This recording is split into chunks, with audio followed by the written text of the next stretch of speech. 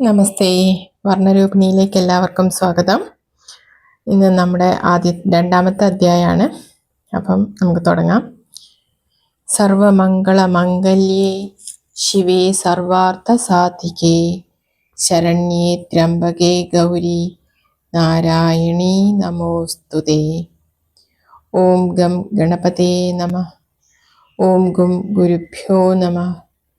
ഓം some സരസ്വത്യേ നമഃ. നമുക്കിന്ന് രണ്ടാമത്തെ അധ്യായം. ആദ്യത്തെ അധ്യായത്തിൽ നമ്മൾ ആദ്യത്തെ ധ്യാന ശ്ലോകമാണ് നോക്കിയത്. അപ്പോൾ ഇന്ന് നമുക്ക് രണ്ടാമത്തെ ധ്യാന ശ്ലോകം നോക്കാം. അരുണാം കരുണാം തരംഗിതാക്ഷി എന്നാണ് രണ്ടാമത്തെ ശ്ലോകം. ചില ബുക്കിൽ ഇത് നാലാമത്തെ ധ്യാന ശ്ലോകമായിട്ടാണുള്ളത്. എൻ്റെ ബുക്കിൽ രണ്ടാമത്തെയാണ്. അപ്പോൾ എങ്ങനെയാലും കുഴപ്പമില്ല. അപ്പം നമുക്ക് ആദ്യം എങ്ങനെ ചൊല്ലുന്നതെന്നൊന്ന് നോക്കാം. നമുക്ക് ഇത് ചൊല്ലിയതിന് ശേഷം ഇതിൻ്റെ അർത്ഥം പറയാം. അരുണാം കരുണാ തരംഗിതാക്ഷീം ധൃതപാശാങ്കുശ പുഷ്പബാണ ചാപാം അണിമാതിഭിരാവൃതാം മയൂഖൈഹി അഹമിത്യേവ വിഭാവയേ ഭവാനി. ഭവാനി എന്നുള്ളത് ചില ബുക്കിൽ മഹേഷി എന്ന് കാണാം. രണ്ടും അർത്ഥം ഒന്നാണ്. മഹേഷിൻ്റെ പത്നി, അതാണ് മഹേഷി. അരുണാം കരുണാ തരംഗിതാക്ഷി ധൃതപാശാങ്കുശ.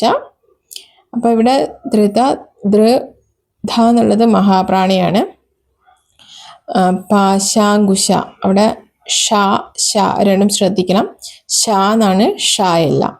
അടുത്തത് പുഷ്പബാണ ചാപ്പാം. പുഷ്പ അവിടെ ഷ് ആണ്, ഷ. മറ്റേത് ഷായാണ്, ഇവിടെ ഷായാണ്. പിന്നെ ബാണ ചാപ്പാം. ചാപാം എന്ന് വായിക്കരുത്, ചാപ്പാം. അവിടെ പായാണ്, പാ തന്നെ മനസ്സിലാവുന്ന രീതിയിൽ വായിക്കണം. ചാപ്പാം.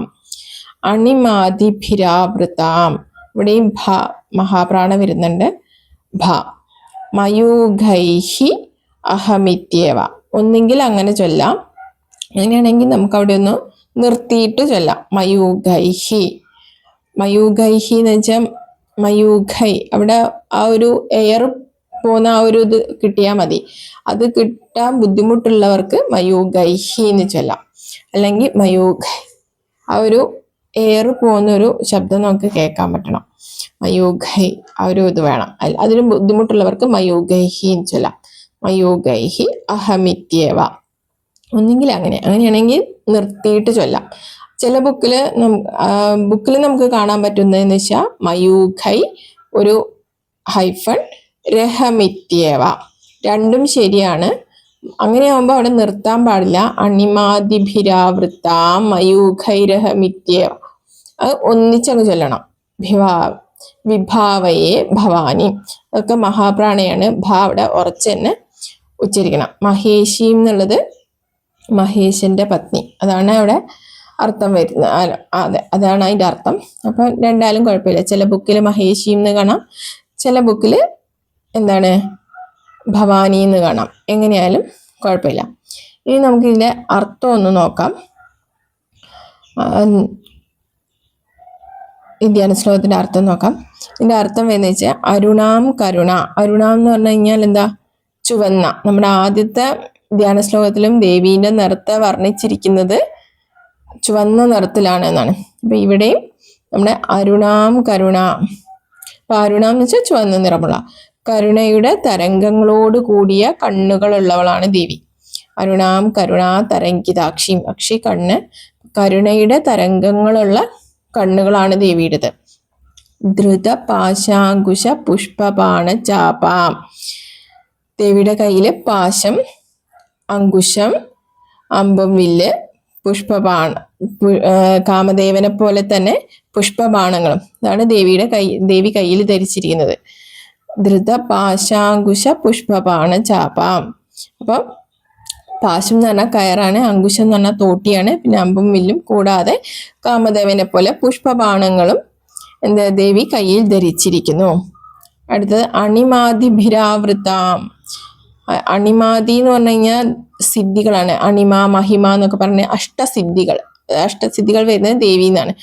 അപ്പം അണിമാതിഭിരാവൃതാം. അണിമാതികളാൽ ആവൃതമായവളാണ് ദേവി. ദേവി എന്നാണ് അത് വരുന്നത്. വിഭാവയേ ഭവാനി, ഇങ്ങനെ വരുന്ന ദേവിയെ, ഇങ്ങനെയുള്ള ദേവിയെ ഞാൻ ധ്യാനിക്കുന്നു. അതാണ് അരുണാം കരുണാം തരംഗിതാക്ഷിയും ഉള്ളതിന്റെ അർത്ഥം വരുന്നത്. നമുക്കൊന്നുകൂടി ചൊല്ലി നോക്കാം. അരുണാം കരുണാ തരംഗിതാക്ഷിയും ധൃതപാശാങ്കുശ പുഷ്പബാണ ചാപാം അണിമാദിഭിരാവൃതാം മയൂഖൈഹി അഹമിത്യേവ വിഭാവയേ ഭവാനി. അടുത്തത് മൂന്നാമത്തെ ധ്യാന ശ്ലോകം. ധ്യായേത് പത്മാസനസ്ഥാം. ആ ധ്യാനം നമുക്ക് ആദ്യം ചൊല്ലി നോക്കാം. ധ്യായേത്, ഇവിടെയും മഹാപ്രാണ, ധ മഹാപ്രാണയാണ്. അപ്പം ഈ മഹാപ്രാണ വരുന്ന സ്ഥലങ്ങളൊക്കെ നിങ്ങൾ ശ്രദ്ധിക്കണം. ഉച്ചാരണത്തിന്റെ വീഡിയോ നമ്മൾ ഓൾറെഡി ചെയ്തതാണ്. അത് കാണാത്ത ആരെങ്കിലും ഉണ്ടെങ്കിൽ അതൊന്ന് പോയി കണ്ട ശേഷം ഇത് കാണുക. ലിങ്ക് ഡിസ്ക്രിപ്ഷൻ ബോക്സിൽ കൊടുക്കാം. അപ്പം സബ്സ്ക്രൈബ് ചെയ്യാത്തവരാരും കൊണ്ടെങ്കിൽ ഒന്ന് ചെയ്യുക. ക്ലാസ് ഇഷ്ടപ്പെട്ടാൽ ലൈക്ക് ചെയ്യാനും ഷെയർ ചെയ്യാനും മറക്കരുത്. അപ്പം ഇത് ദ എന്താണ്, മഹാപ്രാണയാണ്. പത്മാസനസ്ഥാം, സ്ഥാം വികസിത വദനാം പത്മപത്രായ താക്ഷീം ഹേമാഭാം. ഹേമാഭാം എന്ന് പറഞ്ഞാൽ ഹേമ ആഭയാണ്. അതാണ് ഒന്നിച്ച് ചൊല്ലുമ്പോൾ ഹേമാഭാം എന്ന് വരുന്നത്. ഹേമാഭാം പീതവസ്ത്രാം കരകലിത ലസത്. കരകലിത ലസത് എന്നുള്ളത് ദാമോദരന്റെ ദായാണ് അവസാനത്തെ ലസത്, തായല്ല. ചില ബുക്കിൽ താന്നാണ് കാണുന്നത്, അത് അല്ല. ദാമോദരന്റെ ദായാണ് കരകലിത ലസത് എന്ന് വരുന്നത്. ഹേമ പത്മാം വരാംഗീം, ഹേമ പത്മാം വരാംഗീം. അടുത്തത് സർവാലങ്കാരയുക്താം സതതം അഭേദാം.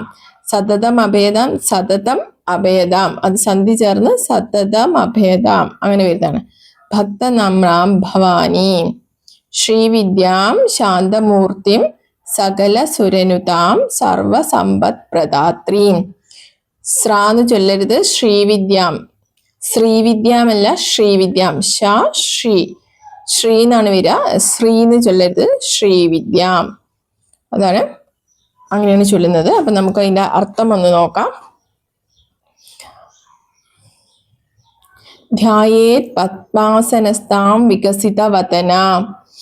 താമരപ്പൂവിൽ ഇരിക്കുന്നവളും പൂർണ്ണചന്ദ്രനെ പോലെ വികസിച്ച പ്രസന്നമായ മുഖമുള്ളവളുമാണ് ദേവി. അടുത്തത് പത്മപത്രായ താക്ഷീം. ദേവിയുടെ കണ്ണുകളെയാണ് വർണ്ണിച്ചിരിക്കുന്നത്. താമര ഇതൾ പോലെ നീണ്ട കണ്ണുകളാണ് ദേവിക്ക്. അടുത്തത് ദേവിയുടെ വസ്ത്രത്തെ കുറിച്ചാണ്. ഹേമാഭാം പീതവസ്ത്രാം.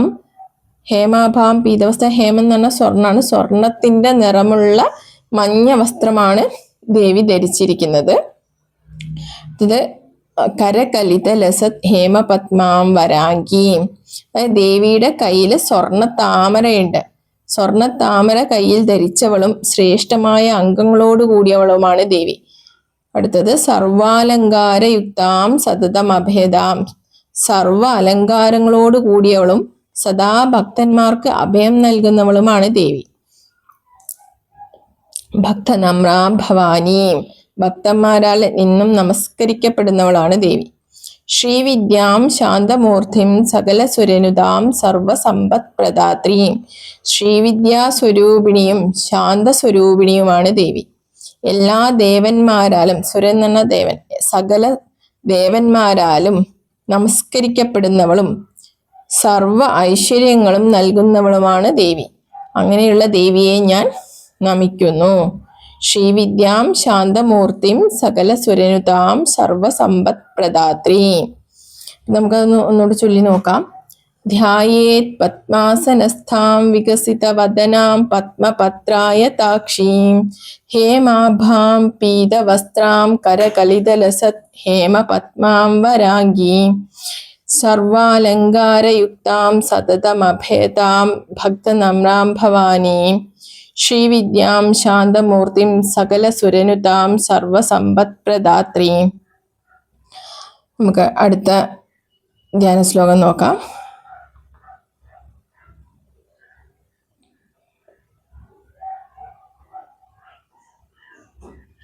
അടുത്തത് സകുങ്കുമ വിലേപനാമളിക ചുംബി കസ്തൂരിക. ഇതെന്താ വെച്ചാൽ അത് നമുക്ക് ചൊല്ലുന്നത് നോക്കാം. സകുങ്കുമ വിലേപനാമളിക.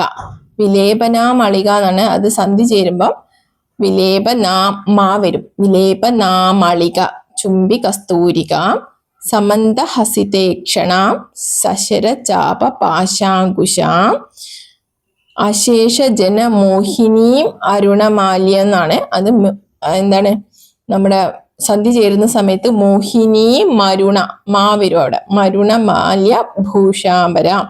ചില ബുക്കിൽ ഭൂഷോജ്വല എന്ന് കാണാം.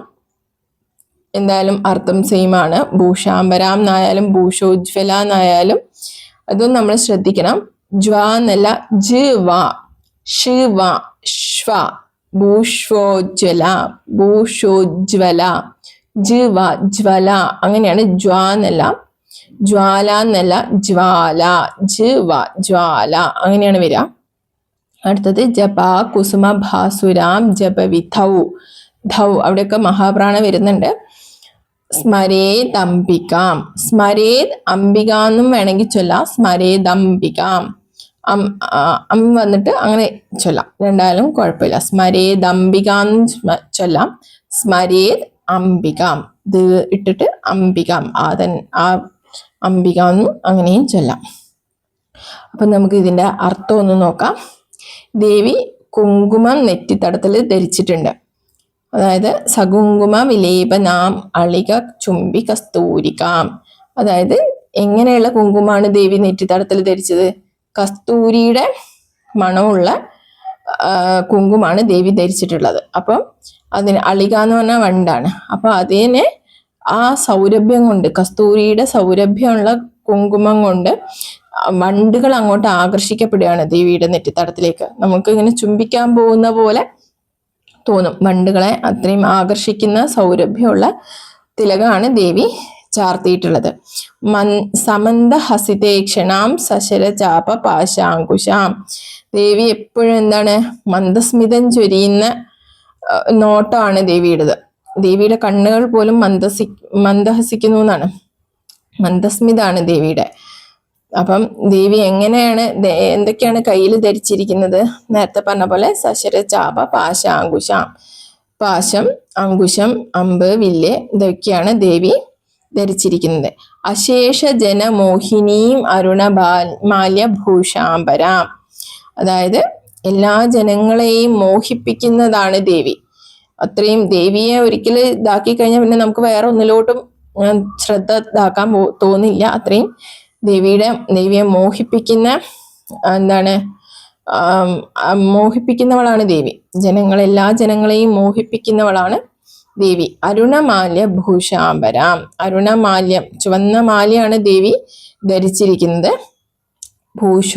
ഭൂഷാംബരാം അല്ലെങ്കിൽ ഭൂഷോജ്വലാം എന്താണ്, തിളങ്ങുന്ന ഉജ്ജ്വലമായ ആഭരണങ്ങളാണ് ദേവി ധരിച്ചിരിക്കുന്നത്.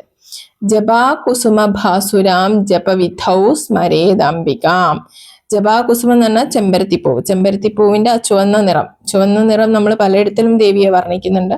അപ്പം ആ ചെമ്പരത്തിപ്പൂവിന്റെ നിറമാണ് എന്ത് ദേവിക്കുള്ളത്. ജപാ കുസുമ ഭാസുരാം ജപവിധൗ സ്മരേദംബികാം. ഇങ്ങനെയുള്ള ദേവിയെ ജപിക്കുമ്പോൾ എന്താണ്, ഞാൻ എപ്പോഴും ദേവിയെ സ്മരിച്ചു കൊണ്ടിരിക്കുന്നു. ദേവിയെ ജപിക്കുന്ന സമയത്ത് എപ്പോഴും ദേവിയുടെ ഈ രൂപം ഇങ്ങനെ സ്മരിച്ചു കൊണ്ടിരിക്കുന്നു. അതാണ് ഇതിന്റെ അർത്ഥം. നമുക്കൊന്നുകൂടി ചൊല്ലി നോക്കാം. സകുങ്കുമ വിലേപനാമളിക ചുംബി കസ്തൂരികാം സമന്ത ഹസിതേക്ഷണാം സശര ചാപ പാശാങ്കുശാം അശേഷ ഷേന്നായി പോയത് അശേഷ ജനമോഹിനീം അരുണമാല്യ ഭൂഷാംബരാം ജപാ കുസുമ ഭാസുരാം ജപവിധൗ സ്മരേദംബികാം. ഈ ജപ എന്നൊക്കെ പറഞ്ഞ ജപാന്നായി പോയത് പാ തന്നെ ക്ലിയർ ആവണം. ജപാ കുസുമ ഭാസുരാം ജപവിധൗ സ്മരേദംബികാം. പിന്നെ ഒരു കാര്യം എന്ന് വെച്ച് കഴിഞ്ഞാൽ, ഈ സഹസ്രനാമം നമുക്ക് കീർത്തനത്തോടു കൂടിയോ അല്ലെങ്കിൽ രാഗങ്ങൾ ചേർത്തൊന്നും ലളിതാ സഹസ്രനാമം ചൊല്ലാൻ പാടില്ല. കാരണം അത് മുഴുവൻ എന്താണ്, മന്ത്രങ്ങളാണ്. പക്ഷെ നമുക്ക് ധ്യാന ശ്ലോകം ചൊല്ലാം. ധ്യാന ശ്ലോകം കീർത്തനം അല്ലെങ്കിൽ രാഗങ്ങൾ ചേർത്ത് ഈണത്തിൽ നമുക്ക് ചൊല്ലാം. പക്ഷെ സഹസ്രനാമം ചൊല്ലുന്ന സമയത്ത് ചൊല്ലാൻ പാടില്ല, അത് മുഴുവൻ മന്ത്രങ്ങളാണ്. അപ്പം മുമ്പത്തെ വീഡിയോയും ഒന്നും കാണാത്തവർ അതെന്തായാലും കാണുക. എല്ലാവരും സബ്സ്ക്രൈബ് ചെയ്യണം, ലൈക്ക് ചെയ്യണം, ഷെയർ ചെയ്ത് കൊടുക്കണം എല്ലാവർക്കും. അപ്പോൾ ഇനി അടുത്ത ക്ലാസ് കാണാം. അടുത്ത ക്ലാസ്സിൽ നമ്മൾ നാമങ്ങൾ തുടങ്ങുകയാണ്. ഓം ശ്രീ മാത്ര എന്ന് പറഞ്ഞാൽ നമ്മൾ നാമങ്ങൾ തുടങ്ങും അടുത്ത ക്ലാസ് മുതൽ. അപ്പം എല്ലാവരും ഇതൊക്കെ ഒന്ന് കണ്ട് ഒന്ന് നോട്ട്സ് എഴുതി വെക്കണമെങ്കിൽ എഴുതി വെക്കുക, മനസ്സിലാക്കി വെക്കുക. അപ്പം നമുക്ക് അടുത്ത ക്ലാസ് കാണാം. നന്ദി, നമസ്കാരം.